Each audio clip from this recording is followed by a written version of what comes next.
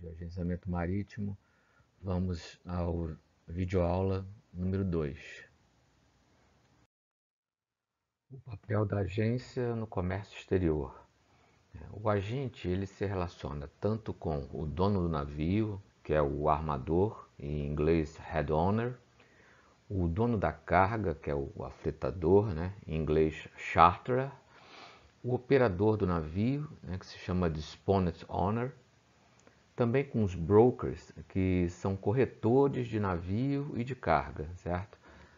As tradings, que são companhias de comércio, exportadores, importadores, despachantes, autoridades portuárias, marítimas também, terminais, fornecedores, rebocadores e etc. Tá? Bom, falando agora do afretador, que é o exportador, né? Ele primeiro tem que fechar um embarque com um determinado importador, quer dizer, ele quer vender alguma coisa que alguém quer comprar no exterior. Então, ele busca um navio adequado para realizar esse transporte, né? Então, dentro das datas de prontidão da carga, né, quando ele consegue produzir aquela carga para colocar no porto e embarcar no navio, e que cumpra o prazo de entrega estipulado pelo importador, quer dizer, quem está comprando esse material quer que ele chegue até certa data. Então, o afretador tem que procurar um navio que possa chegar no destino na data que o importador deseja, né?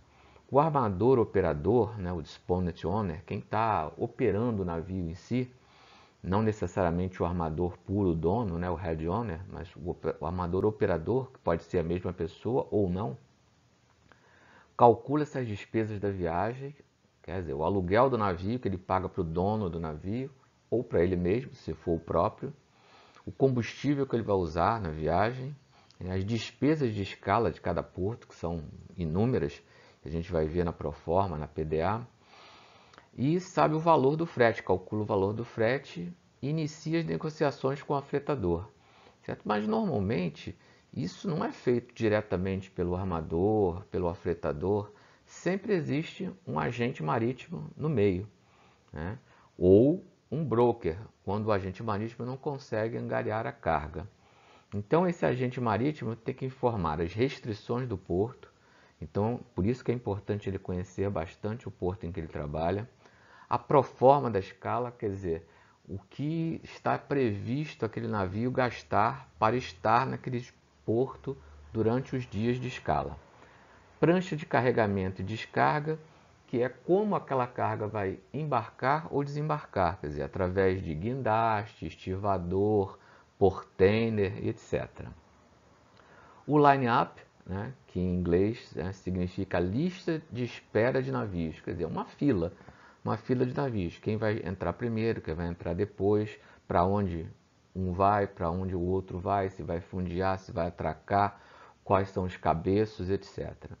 Permitindo o cálculo das despesas de escala. Então, na verdade, o agente é que faz esse cálculo, informa para o armador e esse passa para o afretador, ou o próprio agente, se angariou a carga, né? não utilizou um broker para fazer isso, esse intermediário, esse corretor, ele informa, então consegue angariar a carga e aí a agência vai ser beneficiada porque vai ganhar aquele valor. Bom, agora nós vamos falar sobre navio Trump e navio Liner, né? Navio Trump é aquele sem uma rota definida, né? Que trabalha com cargas spot, quer dizer, disponíveis no mercado. É aquele que vai aonde tem carga, né? Mais lucrativa, buscando combinar a receita do frete com as despesas da rota de navegação, porto, aluguel do navio, bunker. Então eu costumo comparar o navio Trump a um Uber, né? Então ele vai onde tem o passageiro, chama, ele vai lá e atende o passageiro. Nós vamos ver que o navio liner já é diferente, né? O navio liner é aquele que, com rota definida, passa naquele porto de embarque ou de descarga, já definido com data prevista anteriormente, oferece uma escala regular, com frequência, tem um transit time, que é o tempo de viagem entre um porto e outro, já previamente conhecido por todos. Permite aos exportadores e os importadores saberem exatamente e fazerem um melhor planejamento para os embarques. Então eu já comparo o navio liner a um ônibus. Então ele tem lá a sua linha, para em todos os pontos, né? Se tem passageiro ele para, se não tem ele passa direto. Então o liner, normalmente um navio conteneiro, faz isso. Então tem aquela escala regular e todos os importadores e exportadores aproveitam aquela estada do navio naquele ponto e programam seus embarques. Já o navio Trump é diferente. Ele fica navegando pelo mundo, quando tem uma carga específica em um porto, né, e ele é demandado a isso, ele vai lá.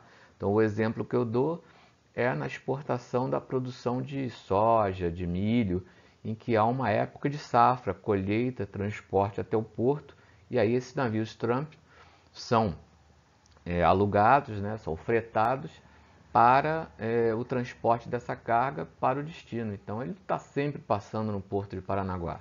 Ele vai lá quando tem a safra de soja para exportar para a China. Depois disso ele vai fazer outra coisa em outro lugar do mundo. Bom, agora começamos no item 1.2 do nosso sumário, né? O negócio e as finalidades da agência. Tá? Uma agência marítima deve prestar à indústria de navegação seus serviços de agenciamento marítimo. Quer dizer, ela é uma empresa que oferece serviços, então, do setor de serviços. E o que ela visa? Satisfação das necessidades daquele contratante, né, que precisa ser representado naquele porto. Claro, resguardando os interesses operacionais, legais e financeiros desse contratante. O uso de novas tecnologias e esse grupo de profissionais com formação em diferentes disciplinas dentro da área de transporte, comércio exterior e negócios trabalham nessa agência marítima, né, para oferecer as soluções efetivas às necessidades da indústria da navegação. Então, quer dizer, os armadores precisam das agências marítimas para tocar o negócio deles. Então, não é só ter um navio, tripular ou armar esse navio, abastecer, conseguir as cargas, mas tem que ter alguém representando esse armador, aquele navio, naquele porto, na época que prévia da escala, né, porque ele tem que fazer várias coisas para preparar a chegada do navio, durante a estada do navio naquele porto e depois que o navio vai embora.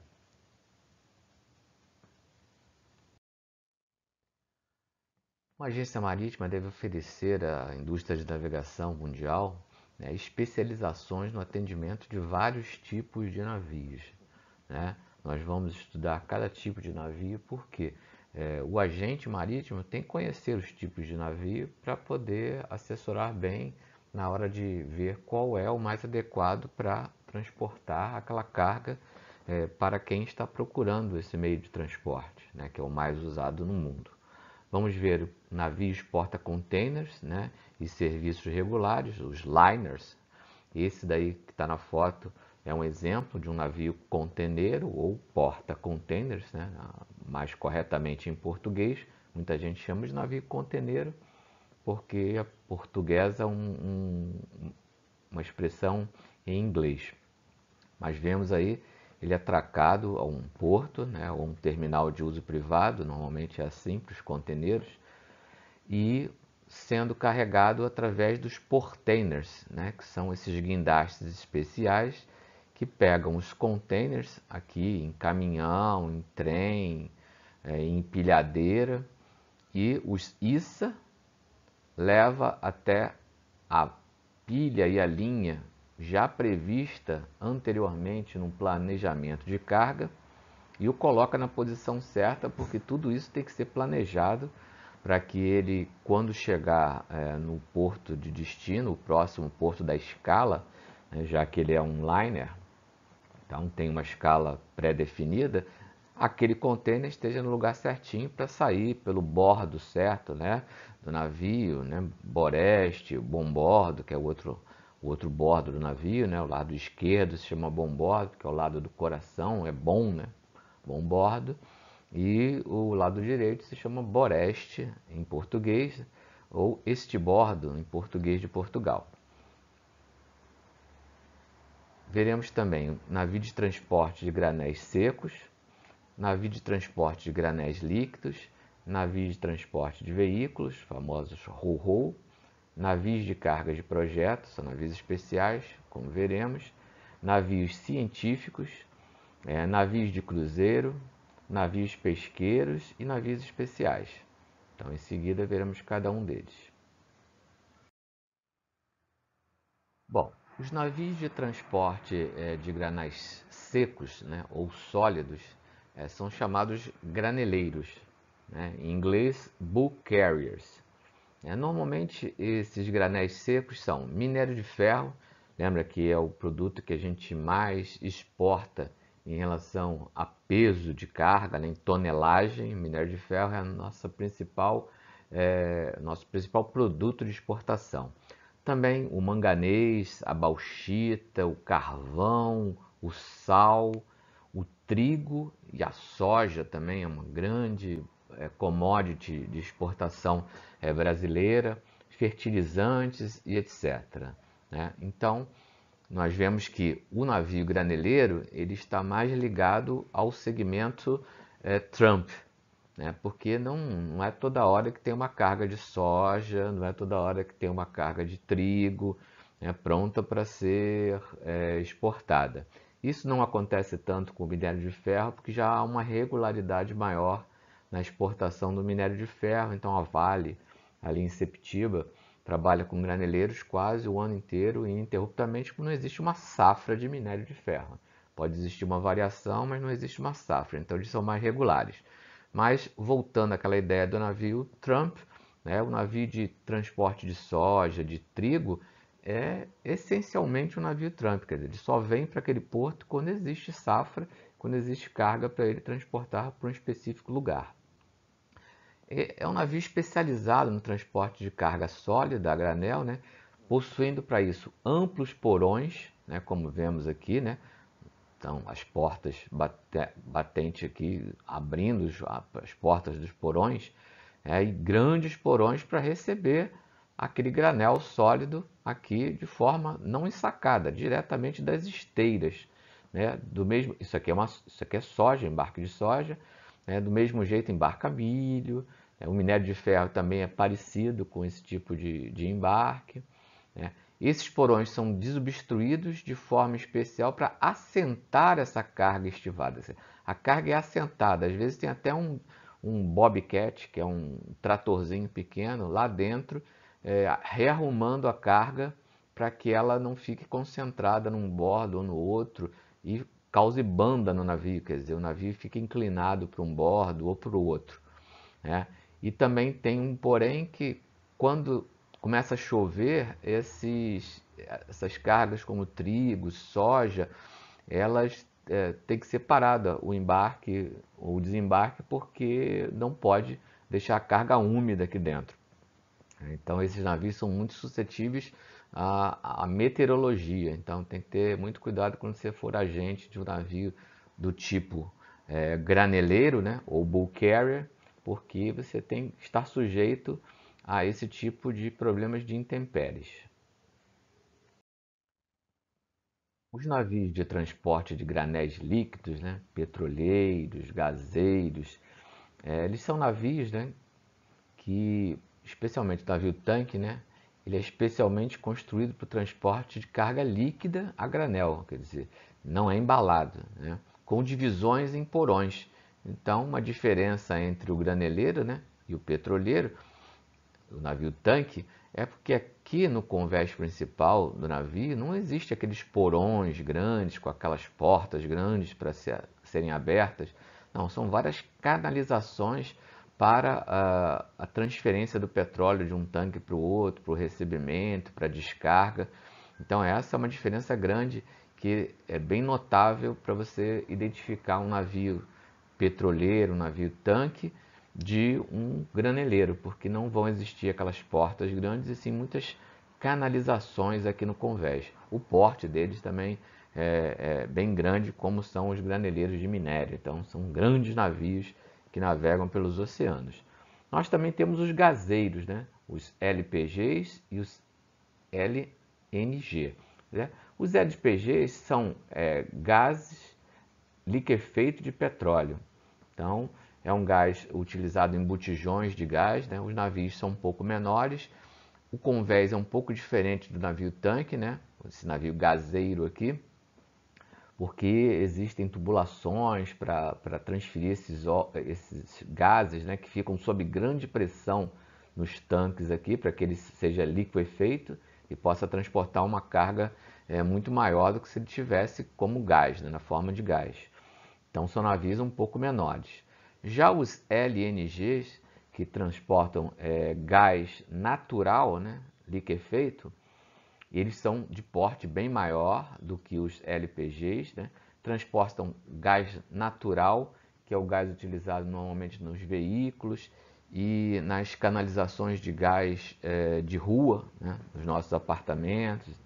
Então, esses navios são bem maiores, eles têm essas esferas aqui que são adequadas para a pressurização desse gás natural, e eles também são transferidos para as refinarias, para os gasodutos, e normalmente são utilizados também em termoelétricas. Então, quando há um problema de diminuição de água nos reservatórios aqui do Brasil, aumenta bastante o tráfego desses navios LNG ou GNL, como muita gente também os denomina.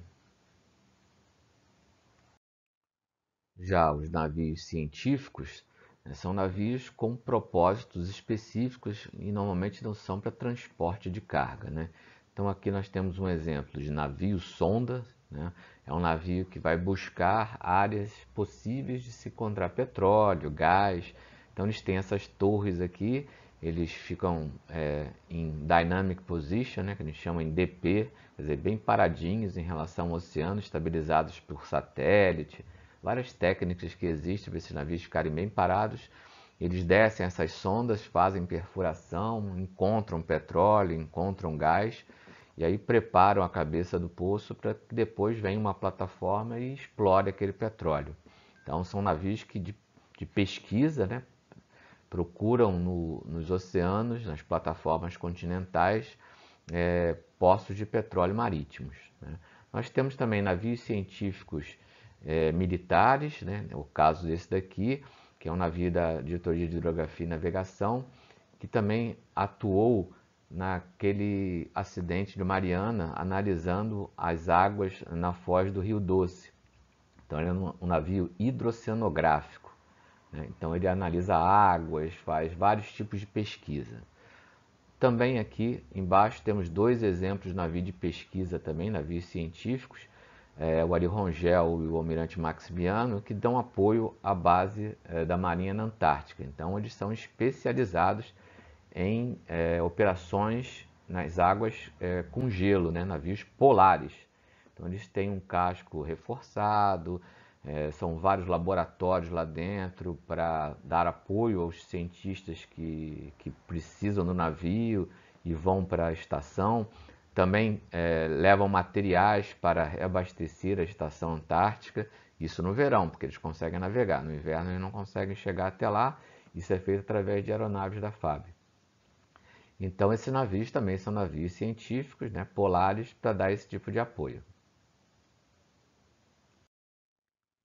Os navios de cruzeiro, né, ou de passageiro, são esses que nós estamos vendo, né, muito conhecidos, da MSC, da linha Costa, tanto que esse daqui é uma foto do Costa Concórdia após aquele acidente lá na Itália, na ilha de Didio, né, que até o comandante conseguiu varar o navio na praia, isso se chama varar o navio, quer dizer, encalhar de propósito, para que esse acidente não fosse pior do que já tinha sido. Então muitas pessoas conseguiram se salvar porque ficou próximo aqui da terra, eles conseguiram nadar e se salvar. Mas aqui está uma vista de topo deles, né, com as piscinas, aqui de lado a gente vê todos os camarotes e tudo, o luxo todo. Esses navios têm propulsões azimutais, né, tem uma manobrabilidade muito grande, dispensam o uso desses rebocadores aqui normalmente, atracam praticamente sozinho, tudo comandado por computador, só que quando acontece alguma coisa, todo esse automatismo fica inútil, porque nada se pode fazer quando acontece um acidente como esse. Esses navios trabalham pelas estações, né? Então, quando é verão na Europa, no hemisfério norte, nos Estados Unidos, eles navegam por lá. Quando é verão aqui no hemisfério sul, né, eles vêm para cá fazer a época de verão. Então, eles estão atrás do sol, né, onde tem os turistas para viabilizar a operação desse tipo de navio. Também os agentes dão bastante apoio, porque embarque, desembarque de passageiro, esses problemas de doença a bordo, né, como vivemos há pouco tempo. Então isso dá bastante trabalho para o agente marítimo.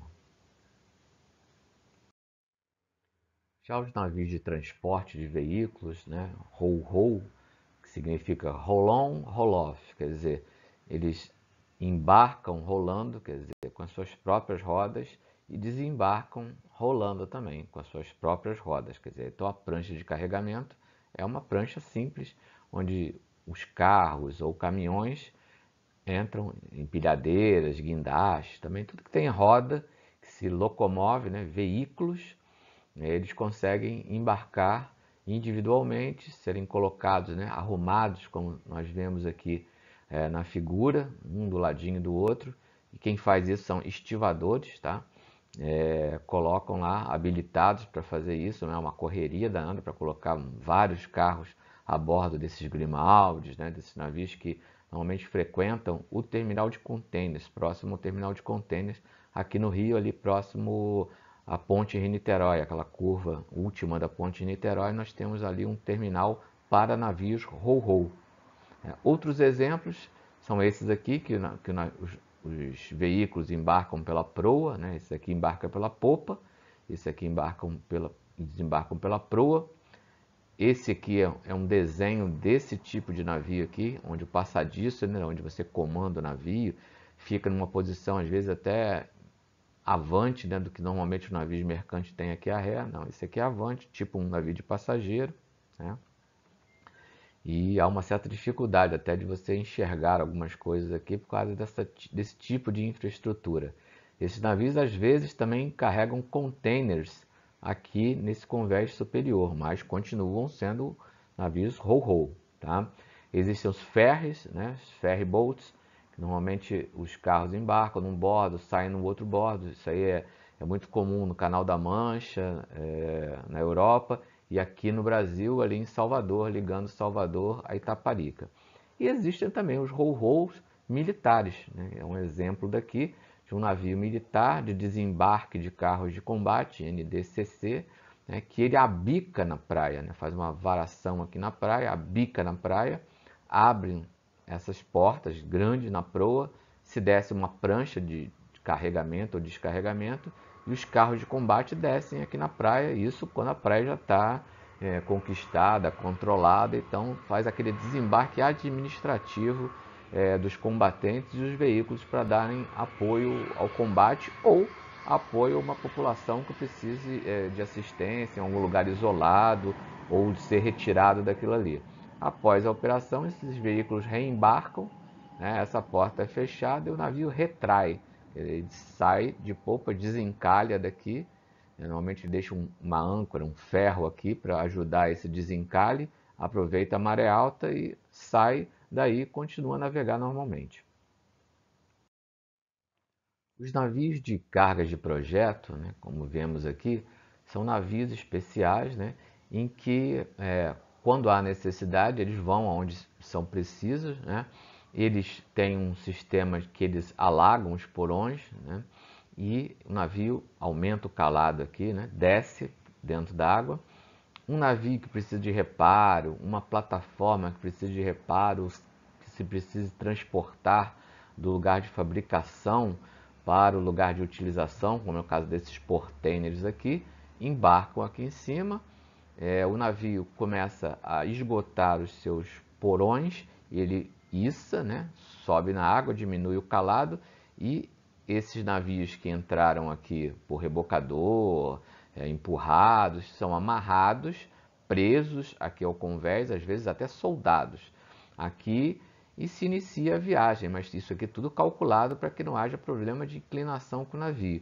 Então esse navio de carga de projeto, vai até o seu destino. Quando chega lá, né, assistido por rebocadores aqui de porto, eles desembarcam aquela carga especial de projeto, né?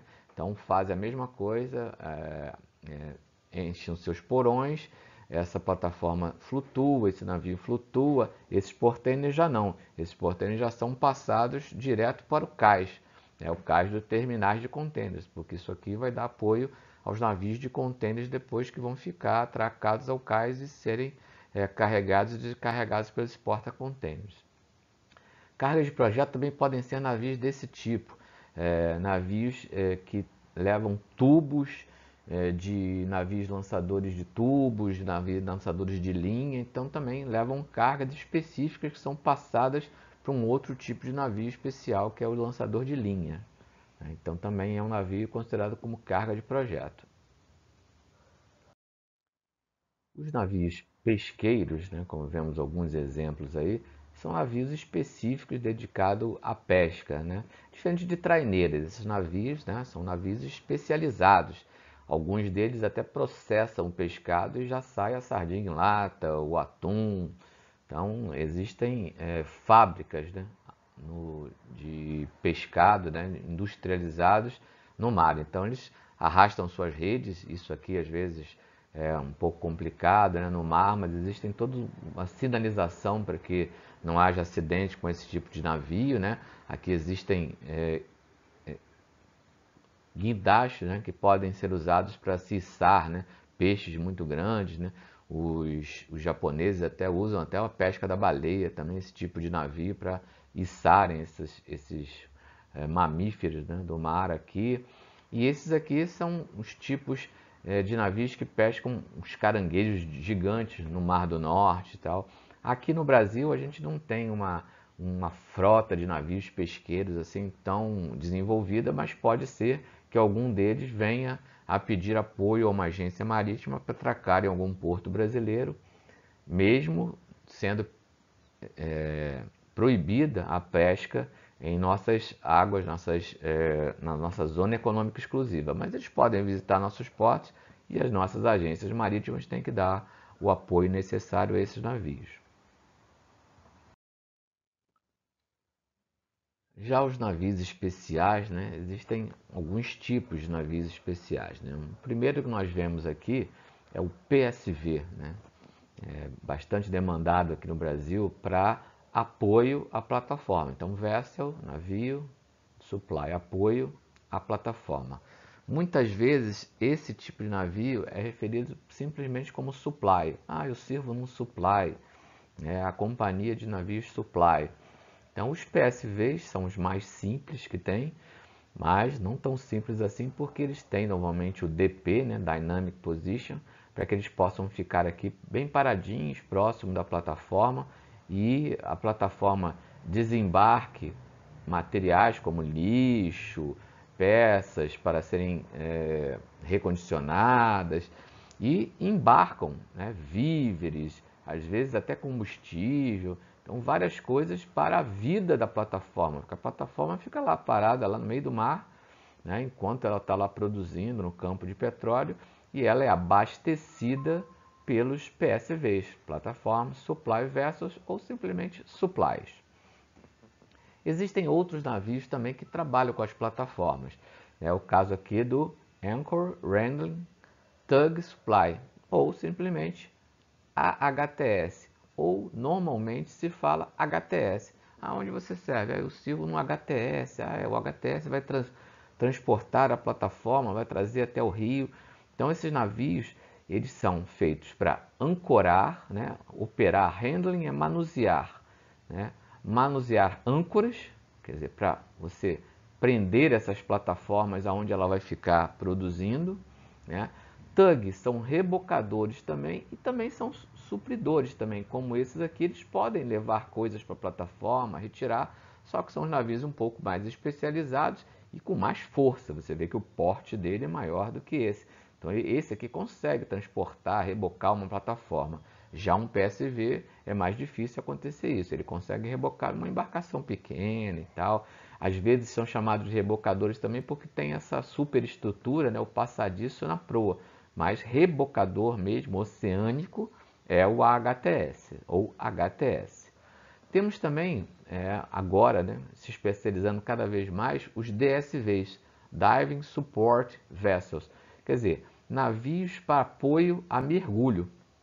Então, esses navios dão apoio aos mergulhadores, então tem aqui guindaste para trabalhar com os ROVs, né, Remotely Operated Vehicle, né, que são aqueles veículos não tripulados que fazem trabalhos nas plataformas, nos pés das plataformas, lá no poço, da cabeça do poço de exploração. Também tem câmaras hiperbáricas, né, que são câmaras para que os mergulhadores, quando vão lá, um lugar onde ele pode ir, né, normalmente se usa o ROV em lugares onde o mergulhador não pode ir ou por não poder ficar tanto tempo como um ROV. O ROV, indefinidamente, ele pode ficar lá, porque a maioria deles é ligado por cabo, né, vários cabos ao navio. Existem ROVs independentes também, mas isso mais para uso militar. Mas nas plataformas eles fazem o serviço dos mergulhadores, e os mergulhadores também, quando fazem esse serviço, quando retornam ao navio, precisam dessas câmaras hiperbáricas para que eles façam a compensação do tempo que eles ficaram embaixo da água. Então, para o sangue deles não virar uma champanhe quando eles voltam à superfície, eles têm que ficar sob pressão, e essa pressão sendo diminuída até igualar a pressão atmosférica normal, e eles possam habitar o restante do navio. Então, é um navio específico para apoio de mergulhadores, diving. Existem também os Offshore Supply Vessels, OSV.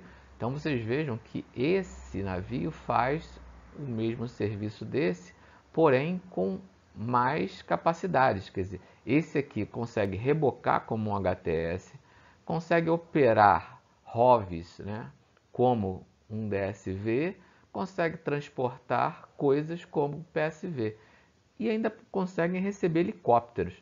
Então, esse tipo de navio aqui está se desenvolvendo bastante, e é bem mais caro o aluguel desse em relação a esse, né, mas vem fazendo várias coisas e substituindo alguns desses, né, em operações em que você teria especificamente que contratar cada um desses. Não, esse aqui consegue rebocar a plataforma, consegue operar com ROV, consegue levar material para a plataforma. Vocês vejam as capacidades de manobra dele aqui, os thrusters dele, né, os propulsores, são bem modernos, então são navios muito mais capacitados para esse apoio, suporte à indústria offshore, quer dizer, fora do porto, a indústria do petróleo, das plataformas. Hoje em dia nem todas são assim, existem as FPSOs, né, que são navios que foram reformados para virarem uma plataforma e uma guardadora, né, storage oil, né, floating petrol produce in storage oil, quer dizer, então navios que conseguem estar lá na plataforma, lá na área de produção, não ficam presos ao fundo por patas, mas sim por cabos, e ele é um navio, quer dizer, então tem uma separação toda, então ele pode ser apoiado por esse tipo de navio aqui com uma facilidade maior. Então essas plataformas, ainda mais no pré-sal, estão sendo muito substituídas pelas FPSO.